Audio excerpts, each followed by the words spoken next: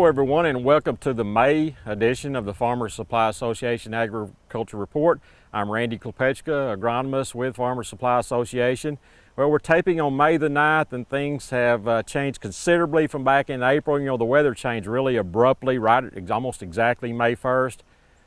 We went from probably one of the coldest, I think they said it was the coldest lows ever since they've been taking records, you know, about 150 years. The coldest lows ever in April, and we had, you know, pretty wet. It wasn't extremely wet, but it was fairly wet, and that combined with the cold temperatures made for a difficult month, or, you know, a slow month for agriculture really in April. But May 1st to the day almost, things started getting dry, things started getting a lot warmer, and now May 9th, we're seeing temperatures near 90 degrees for highs, and we're starting to get dry, a lot drier than we'd really like to be for some of the things that need to be going on, such as emergence and weed control. Planting progress, just like when the calendar changed, things really picked up and really in pretty good shape as far as our planting progress. Corn is pretty much done. Rice, you know, we're probably at least 80 to 90% done. Still got some rice to plant, but you know, especially with the hybrids, we've got time to make good yields with these later plantings. Soybeans, pretty good shape for soybeans as well. Now, we're really getting a lot of guys wanting to plant soybeans earlier and earlier every year, and a lot of guys want to get their beans planted in April, so we've kind of missed a lot of that April window in a lot of areas. But you know, with May and early June beans, we can still cut some outstanding soybean yields. We just don't maybe have quite the potential as we do in April. So, but overall, we're in pretty good shape as far as planting progress. We have had some issues with emergence this year, and that all goes back to the weather. And we had that really cool April. We had some good moisture to keep the, you know, the crust softened on the soil and things like that, but it was just so cold that those seedlings or seeds weren't doing anything. They were very slow in the germination process, so that really hurt emergence issues. You know, even like I said, even though we stayed with good moisture conditions, it was just so cold things didn't happen. And then when we turned that calendar again to May, it warmed up, but it also started getting dry. So we've had some crust issues. Most of my time during this first week or so of May has been out there with my pocket knife and out there trying to look at how those seedlings were developing down there, seeing if we were going to get a stand, whether we need to flush rice, rotary hoe beans, and things like that to try to get a stand. So emergence has been an issue, and it's been something we've been dealing with quite a bit.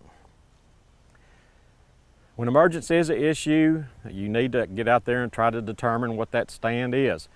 And you got to do that by making some counts and get some real numbers out there instead of just guessing. I mean, you know, sometimes you can guess pretty good, but really, if you get out there and count some plants in specific areas, you can learn a lot more.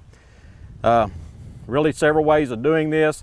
With rice, we just use a square foot apparatus. You can make that with anything you want, you know, PVC or anything, whatever you want to make it out of, whatever you got to make a square foot, and throw that several places in the field and determining how many plants are in that square. With our conventional varieties, we want a bare minimum of 5. With our hybrids, we want a bare minimum of 3 generally. Now, if you're extremely uniform, sometimes you might could fudge on that even a little bit, but really we want those as a minimum. You know, preferred with rice, we want, you know, get up there with our conventional varieties about 15 or so, you know, and with our hybrids get up there around maybe 10 or something like that, 6 to 10 or something like that. But we can get by with these minimums, you know, if we take care of everything real well, good weed control, good management, we can get by with those kinds of numbers. With soybeans, we want we really want probably over 100,000 plants per acre out there. Now, some Missouri data shows that if you're down there at about 70,000 plants per acre, and they're uniform, you know, we talk about uniformity a lot, then your yield potential is still up around 90% or so. So, you know, that's not bad. I mean, we want 95 to 100 preferably, but 90% might be tolerable for some people. So, you know, 70,000 is where you get that 90%. Again, I would rather see probably a minimum at least 90 to 100,000. And you know, this early, most people are going to go ahead and replant or spot or, you know, plant into the existing stand or something like that if they have those kind of numbers, because again, with this much time to go, most people want to try to be near that 100% range, you know, as far as their yield potential. So that's where we're at. Again, with rice, a square foot apparatus. With soybeans, you can just take a ruler or tape measure out there and measure a specific length of row and count the numbers in that row. It's different for row spacing. And then something kind of unusual we use with soybeans, especially with drill soybeans, is actually a hula hoop. And a lot of people laugh when you talk about using a hula hoop to determine plant stands. But when you've got those narrow row soybeans, you really need to have a larger area to count from, because sometimes if you use a square foot in soybeans, you're going to throw out there and get a lot of zeros. If you get the hula hoop out there, it's going to be a bigger area and you can get some counts that mean something. So again, if you determine the diameter of your hula hoop, you'll know how many seeds determine how many thousand plants per acre.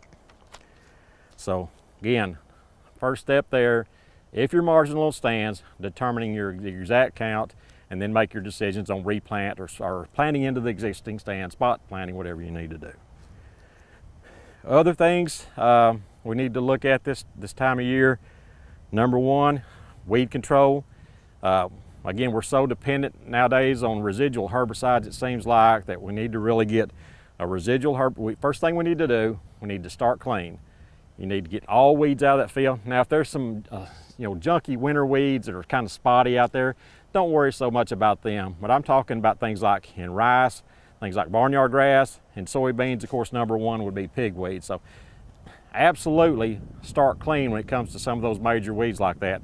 And when I say start clean, whatever it takes, whether it takes tillage, paraquat or gramoxone application, herbicide, tillage, again, whatever it takes to get those fields clean, because if you don't get them clean, it's going to be a battle all year. It's going to cost you a lot more money to clean them up than it would if you got it on the front end, and it's just going to be more difficult to clean them up as well. It's going to be more expensive to clean them up. So again, start clean, overlap residuals. We want to get a residual herbicide out there at planting, and then preferably one overlapped, somewhere around 2 to 3 weeks later if we see a rain in the forecast. And that's been an issue for right now. Again, ever since the first part of May, we're not getting those timely rains we need out there. And that makes it tough to get these, because if you don't get a rain, these residual herbicides aren't going to work and you've wasted your money. But at the same time, if you have severe barnyard problems, severe pigweed problems, you almost have to take that chance that it's going to rain at some point and get those herbicides activated. Most of them are going to lay there a while. I've been getting that question a lot lately. Most of them are going to lay there at least 2 weeks without losing anything. So eventually when you do get that rain, you do flush that rice, you're going to get them activated. Now you may have some weeds germinating before that, but you're going to get them activated eventually and give you some help. And then after the residuals, obviously you're still going to have some escapes, and just got to make timely post-emerge applications with whether it's Liberty, Flex Star in your beans, in rice, things like Rice Star, Propanil, and all those kind of things. New Path with your Clearfield varieties and things like that. So again, good weed control is critical. Next step that I want to talk about briefly for this month will be nitrogen fertilization of rice. Really, we have about 3 methods that our farmers use. A few of them use a single pre-flood method, where they put everything out early in front of the flood, and you can do this if you can flood up in 5 to 7 days, and if you can hold that flood consistently, a good flood consistently from there on out for at least 3 weeks. Really, you can get by. And actually, research has shown this method to be the best if all those factors exist. So single pre-flood. The main thing, the main recommendation of the University of Arkansas, and probably the main one that I see used, is the 2-way split. You put about 70% of your nitrogen pre-flood, about that 4 to 5 leaf stage of growth, and then the other application about mid-season. And the other method that some people use is a spoon feed method, and that one generally requires probably about 100 pounds of nitrogen in 5 separate shots. So again, that's the spoon feed. A couple things I'd like to encourage everyone to do. When you're using that 2-way split especially, write down the date that you put that first application out there, because the research has shown that that application will hold out about 3 weeks or so. So you don't want to put a mid-season shot or another shot out there for at least 3 weeks if you put that big shot out early. So again, write that date down. That way you don't come in there and fertilize maybe 2 weeks. Even if your internode is moving, you think, well, it's time to go ahead and fertilize because my internode's moving. But you need to wait at least 3 weeks after that first application. Let all of that nitrogen get up, taken into the plant before you put that next shot, because don't put it out there just because you think, well, it's half-inch internode, I've got to fertilize, because it still hasn't used up all of that early shot. So again, wait at least 3 weeks. You want at least 3 weeks after application, and at least the green rig stage of growth before that. One more thing is the green seeker way of determining mid-season nitrogen needs. This was started within the last couple of years. I think this is an especially good method if you're putting that big shot out early, the single pre-flood, or if you're thinking about a two-way split but you put a real heavy rate on that first shot. It's really good to use that green seeker method, which is a green seeker's little handheld instrument that uses light and color to see whether or not you need to add mid-season fertilizer or not.